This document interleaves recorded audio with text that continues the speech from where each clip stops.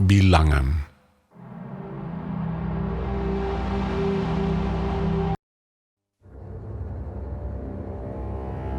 Pada suatu kali, bangsa itu bersungut-sungut di hadapan Tuhan tentang nasib buruk mereka. Dan ketika Tuhan mendengarnya, bangkitlah murkanya.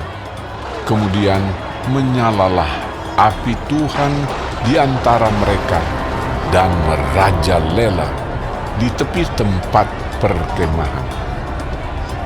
Lalu berteriaklah bangsa itu kepada Musa, dan Musa berdoa kepada Tuhan, maka padamlah api itu. Sebab itu orang menamai tempat itu Tabera, karena telah menyala api Tuhan di antara mereka.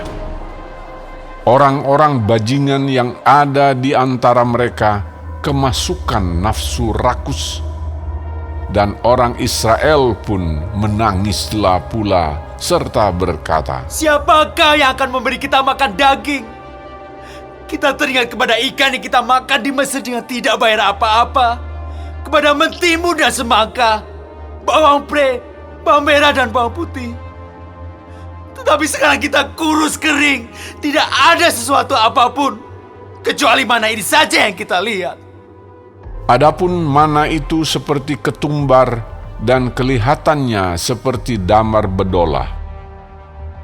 Bangsa itu berlari kian kemari untuk memungutnya, lalu menggilingnya dengan batu kilangan atau menumbuknya dalam lumpang. Mereka memasaknya dalam periuk dan membuatnya menjadi roti bundar. Rasanya seperti rasa panganan yang digoreng. Dan apabila embun turun di tempat perkemahan pada waktu malam, maka turunlah juga mana di situ. Ketika Musa mendengar bangsa itu, yaitu orang-orang dari setiap kaum, menangis di depan pintu kemahnya, bangkitlah murka Tuhan dengan sangat, dan hal itu dipandang jahat oleh Musa. Lalu berkatalah Musa kepada Tuhan, "Mengapa kau perlakukan hambamu ini dengan buruk? Dan mengapa aku tidak mendapat kasih karunia di matamu? Sehingga engkau membebankan kepadaku tanggung jawab atas seluruh bangsa ini. Akukah yang mengandung seluruh bangsa ini? Atau akukah yang melahirkannya? Sehingga engkau berkata kepadaku, pangkulah dia seperti pak pengasuh memangku anak yang menyusu. Berjalan ke tanah yang kau janjikan dengan bersumpah kepada nenek moyangnya. Dari manakah aku mengambil daging untuk diberikan kepada seluruh bangsa ini? Sebab mereka menangis kepadaku dengan berkata, berilah kami daging untuk dimakan. Aku seorang diri tidak dapat memikul tanggung jawab atas seluruh bangsa ini, sebab terlalu berat bagiku. Jika engkau berlaku demikian kepadaku, sebaiknya engkau membunuh aku saja. Jika aku mendapat kasih karunia di matamu, supaya aku tidak harus melihat celakaku.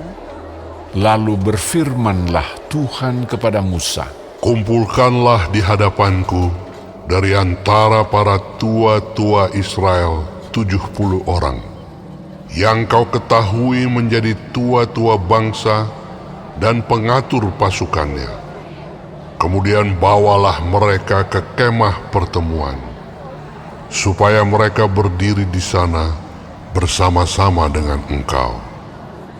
Maka aku akan turun dan berbicara dengan engkau di sana. Lalu sebagian dari roh yang hinggap padamu itu akan kuambil dan kutaruh atas mereka. Maka mereka bersama-sama dengan engkau akan memikul tanggung jawab atas bangsa itu. Jadi tidak usah lagi engkau seorang diri memikulnya. Tetapi kepada bangsa itu haruslah kau katakan, kuduskanlah dirimu untuk besok, maka kamu akan makan daging. Sebab kamu telah menangis di hadapan Tuhan dengan berkata, siapakah yang akan memberi kami makan daging? Begitu baik keadaan kita di Mesir, bukan? Tuhan akan memberi kamu daging untuk dimakan. Bukan hanya 1 hari kamu akan memakannya, bukan 2 hari, bukan 5 hari, bukan 10 hari, bukan 20 hari, tetapi genap sebulan lamanya, sampai keluar dari dalam hidungmu, dan sampai kamu muak, karena kamu telah menolak Tuhan yang ada di tengah-tengah kamu, dan menangis di hadapannya dengan berkata, untuk apakah kita keluar dari Mesir?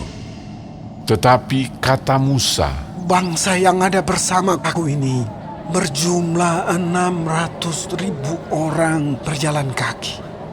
Namun kau berfirman, daging akan kuberikan kepada mereka, dan genap sebulan lamanya mereka akan memakannya. Dapatkah sekian banyak kambing domba dan lembu sapi disembelih bagi mereka, sehingga mereka mendapat cukup?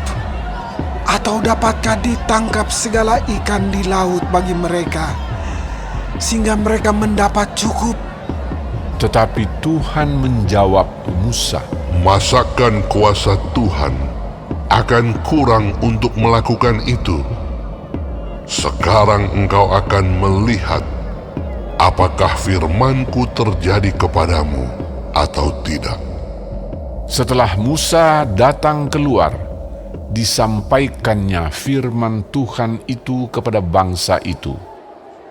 Ia mengumpulkan 70 orang dari para tua-tua bangsa itu dan menyuruh mereka berdiri di sekeliling kemah.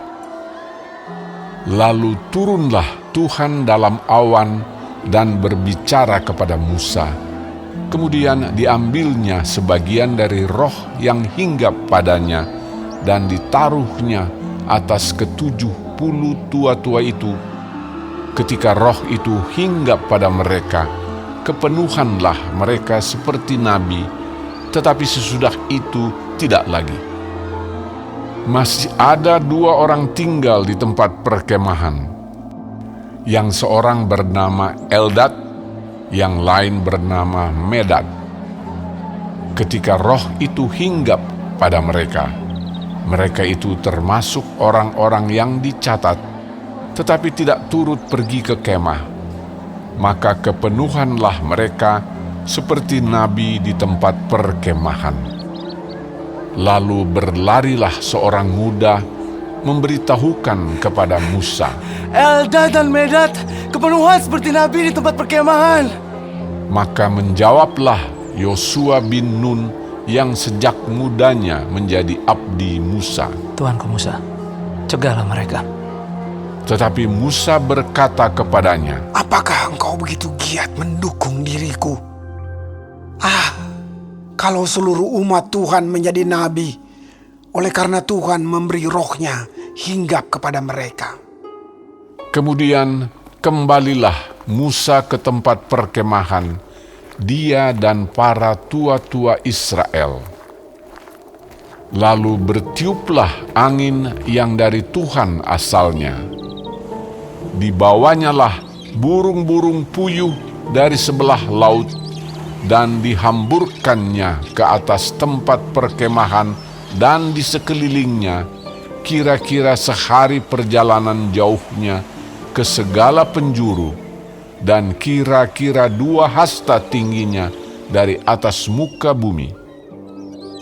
Lalu sepanjang hari dan sepanjang malam itu dan sepanjang hari esoknya, bangkitlah bangsa itu mengumpulkan burung-burung puyuh itu.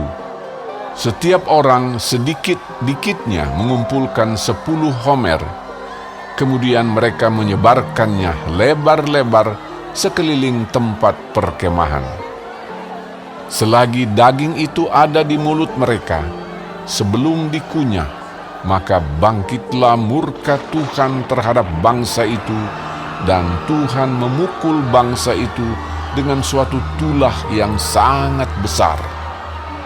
Sebab itu, dinamailah tempat itu Kibrot Ta'awa, karena di sanalah dikuburkan orang-orang yang bernafsu rakus. Dari Kibrot Ta'awa berangkatlah bangsa itu ke Hazerot, dan mereka tinggal di situ.